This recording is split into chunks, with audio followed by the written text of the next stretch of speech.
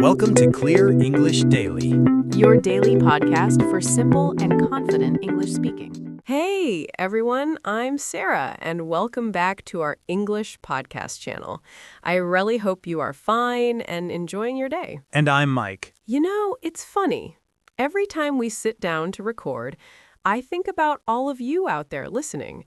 Maybe you're walking somewhere, maybe you're cleaning your house, maybe you're just lying down with your headphones in.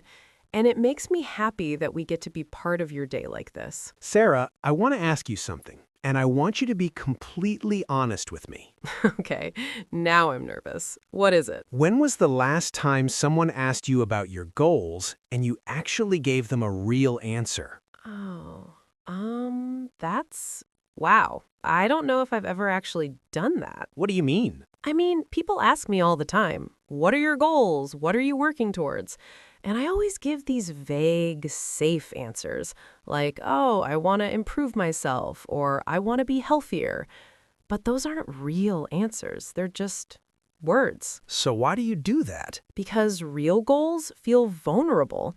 If I tell you what I actually want and then I don't get it, that feels like failure, so I keep it vague. And I think a lot of people do that, especially in English, because talking about your goals requires you to be specific, to be honest, and to use future tenses correctly. And all of that feels hard. Yeah, so they just avoid the topic completely, or they say something generic and hope the conversation moves on. But here's the thing. Talking about your goals is one of the most common conversation topics in real life. Job interviews ask about it. New friends ask about it. Even casual small talk touches on it. So you can't really avoid it forever. No, and more than that, I actually think learning to talk about your goals in English can help you get clearer about what you actually want. Ooh, I like that. So it's not just language practice, it's life practice. Exactly. So today, we're going to talk about how to discuss your goals in English in a way that sounds natural, honest, and confident. And we're going to make it simple, because this shouldn't feel overwhelming. Okay, but before we get into it, let's ask you for something. If this episode ends up being helpful for you, just hit the like button. That's all. 1 second of your time. And subscribe if you want more conversations like this. We put out new episodes regularly. And honestly, we just want to be useful to you. Also, comment and tell us this. One goal I want to achieve this year is blank, but when I try to explain it in English, I struggle because blank. Fill in those blanks. Be honest, because when you write it down, you're already practicing. And we actually do read every comment. All right, let's get into this. So, first question. Why is talking about goals in English so hard for people? I think there are two reasons. One is grammar. You have to use future forms, and those get confusing.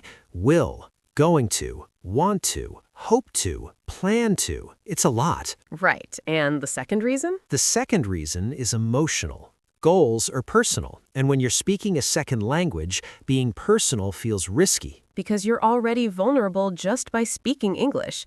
And then adding personal information on top of that, it's like double vulnerability. Yeah, that's exactly it. So let's deal with both of those problems. Let's start with the grammar side, because that's more straightforward. Okay, so when people talk about goals, what are the most common structures they need? There are basically four. Number one, I want to. Number two, I'm planning to. Number three, I hope to. And number four, I'm working on. Those four cover like 90% of goal conversations. Exactly. So let's break them down. I want to is the most direct. I want to learn Spanish. I want to start my own business. It's clear and simple. But it can sound a little bit childish if you use it too much. A little bit, yeah. So you can make it sound more mature by saying, I really want to, or I'd love to. Those feel more thoughtful. Okay, what about I'm planning to? I'm planning to is great when you have concrete steps already in mind. I'm planning to apply for that job next month. I'm planning to move to a new city this year. So it's more definite than I want to. Yes, it shows you've thought about it and you have a timeline. What about I hope to? I hope to is softer. It's for goals that feel less certain or more dependent on outside factors. I hope to get promoted this year. I hope to travel more. So there's some uncertainty built into it. Right. You're acknowledging that it might not happen, but you're working towards it. And the last one, I'm working on? I'm working on is perfect for goals that are already in progress. I'm working on improving my English. I'm working on being more patient. It shows active effort right now. Okay, so if someone asks me about my goals, I can mix these four structures to give a fuller answer. Exactly. You don't just use one, you use two or three together. Can we try an example? Sure. Let's say someone asks you, what are your goals for this year? Okay, so I could say, I really want to get better at public speaking. I'm planning to join a speaking club next month, and I'm already working on practicing short presentations at home.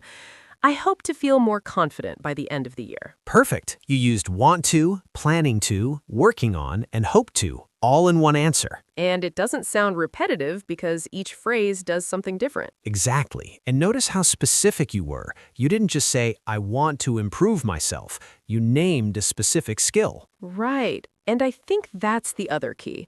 Being specific makes you sound more serious about your goals. Yes, vague goals sound like you haven't really thought about it. Specific goals sound like you have a plan. Okay, so that's the grammar side. Now let's talk about the emotional side. How do you talk about goals without feeling too exposed? That's a great question. And honestly, I think you just have to accept that it will feel a little vulnerable, but you can control how much you share. What do you mean? You don't have to tell strangers your deepest life dreams. You can have different levels of goals depending on who you're talking to. Oh, like surface goals and deeper goals? Exactly. Surface goals are safe, easy to talk about, and socially acceptable. Things like, I want to learn a new skill, or I'm planning to read more books. And deeper goals are personal. Things like, I want to change careers because I'm not happy, or I'm working on being less afraid of failure. Right. And you choose which level to share based on the situation. So with a coworker, you might share a surface goal, but with a close friend, you can go deeper. Exactly. And that takes the pressure off. You don't have to share everything with everyone. Okay, that actually makes me feel better about this whole topic. Good, because the point is not to make you uncomfortable. The point is to give you the tools to talk about goals when you want to or need to. All right, so let's give people some really practical phrases they can use. Yes, let's do it. So, opening phrases. How do you start talking about a goal? You can say, one thing I'm focusing on right now is, or something I've been thinking about lately is, or a big goal of mine is. Those are nice because they ease into it. You're not just blurting out, I want to do this thing. Right. You're setting it up in a conversational way. What about if someone asks you directly, like, what do you want to achieve this year? You can start with, well, one thing I really want to work on is, or I have a few things in mind, but the main one is. So you're giving yourself a second to think while you're already talking. Exactly. And then you go into your specific goal. What if you're not sure you'll achieve the goal? How do you talk about it without sounding like you're making excuses? You can say, I'm hoping to, but it depends on a few things. Or, I'm working towards it, but I know it might take longer than I expect. So you're being realistic, not pessimistic. Right. You're acknowledging that goals are hard, but you're still committed. I like that. What about when you want to explain why a goal matters to you? You can say, this is important to me because, or the reason I care about this is, or even, I've wanted this for a long time because. And that adds depth. It's not just what you want, it's why you want it. And honestly, the why is what makes the conversation interesting. Can I tell you a story about this? Please.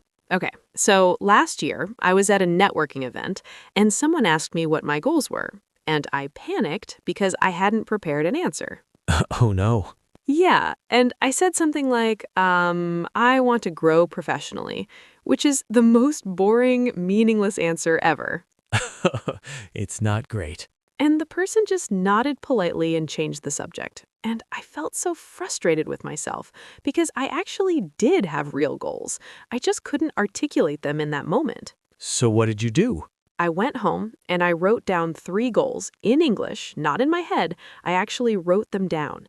And then I practiced saying them out loud. Like you were rehearsing?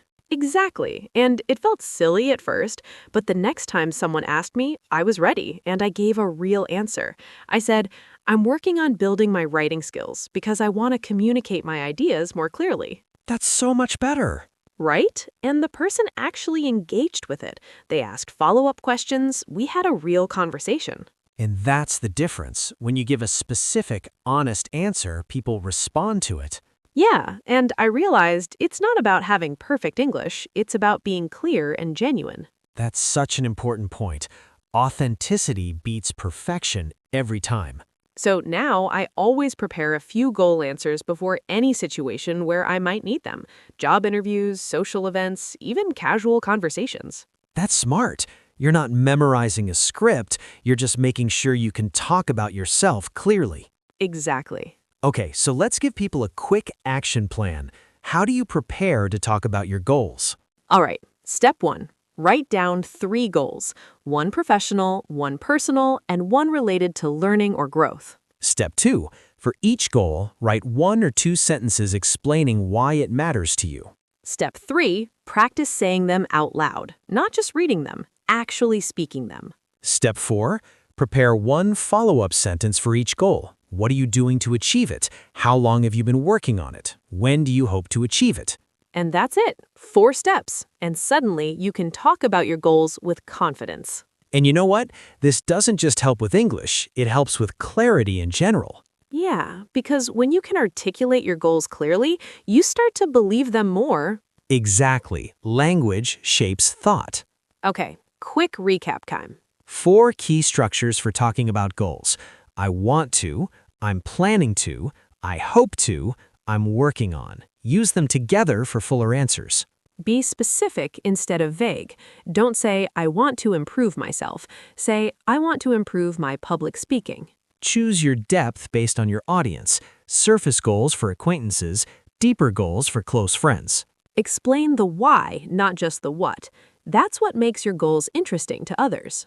And prepare your answers in advance. Write them down, practice them out loud so you're ready when someone asks. All right, word tour time. Let's go through some important phrases. First phrase, work towards something. When you work towards a goal, you're actively taking steps to achieve it. You're making progress. I'm working towards getting a promotion at work. Or she's been working towards this goal for months. Next word, articulate. When you articulate something, you express it clearly in words. You explain it in a way others can understand. I struggled to articulate my goals in the interview. Or he can articulate his ideas really well. Next phrase, in mind. When you have something in mind, you're thinking about it or considering it. It's an idea you have. I have a few goals in mind for next year. Or do you have anything specific in mind? Next word, committed. When you're committed to something, you're dedicated to it. You've decided to follow through even when it's hard. I'm really committed to learning English this year. Or once you're committed, everything becomes easier. Next phrase, follow through. When you follow through, you complete what you said you would do. You don't just start, you finish. I always set goals, but I struggle to follow through. Or this time, I'm going to follow through on my plans. Next word, genuine. When something is genuine, it's real and honest. It's not fake or just for show. I want to give a genuine answer, not just what people want to hear. Or her interest in the topic seemed really genuine. And last phrase, ease into something. When you ease into something, you start gradually or gently. You don't jump in abruptly. I like to ease into conversations about personal topics. Or you can ease into the subject by asking a question first. All right, let's wrap this up. So, here's what I really want you to take away from today. Talking about your goals doesn't have to be scary or complicated. You just need a few good phrases, a little bit of preparation, and the willingness to be specific. And when you can talk about your goals clearly, something interesting happens. You start to take them more seriously yourself. Because saying them out loud makes them real. Exactly. So here's your assignment. Right now, today, write down 1 goal. Just 1, and then write 2 sentences about it. What is it, and why does it matter to you? And then say those 2 sentences out loud. Don't just think them, say them. And if you want to go further, come to the comments and share it. Write, my current goal is blank, and it matters to me because blank. When you share it publicly, even just in a comment, you're making a commitment, and that commitment helps you follow through. Plus, when other people see your goal, it might inspire them to clarify their own. And listen, if today's episode helped you think more clearly about your goals or gave you language you can actually use, share it. Send it to one person who's also learning English. Because somewhere right now, there's someone who has big dreams but can't explain them in English, and that silence makes their dreams feel smaller.